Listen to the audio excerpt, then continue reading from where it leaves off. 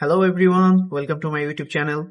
কিছুক্ষণ আগে কিন্তু শাকিব খানের ফেসবুক পেজ থেকে তুফান সিনেমার পোস্টার ড্রপ করা হয়েছে।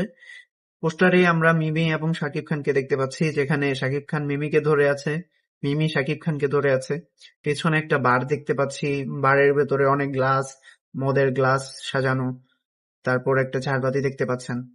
তার বোঝা যাচ্ছে যে এই সিনেমায় একটা আইটেম সং থাকবে, হতে পারে এটা সেই আইটেম সং থেকে নেওয়া একটা পোস্টার। মিমিকে কিন্তু যথেষ্ট গর্জিয়াস এবং গোল্ড দেখা যাচ্ছে পোস্টারে। শাকিব খানের দিকে তাকালে দেখা যাচ্ছে তার চোখগুলো ছোট ছোট হয়ে আছে, হতে পারে তিনি মাতাল অবস্থায় আছে। সবকিছু মিলিয়ে পোস্টারটা কিন্তু ভালোই, খারাপ না।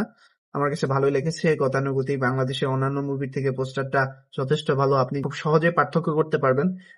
অনেক কালারফুল এবং খুবই কন্ট্রাস্টি একটা পোস্টার। তো আমার কাছে খুবই ভালো লেগেছে। আপনাদের কাছে কেমন লেগেছে সেটা কমেন্ট বক্সে কমেন্ট করে জানাবেন।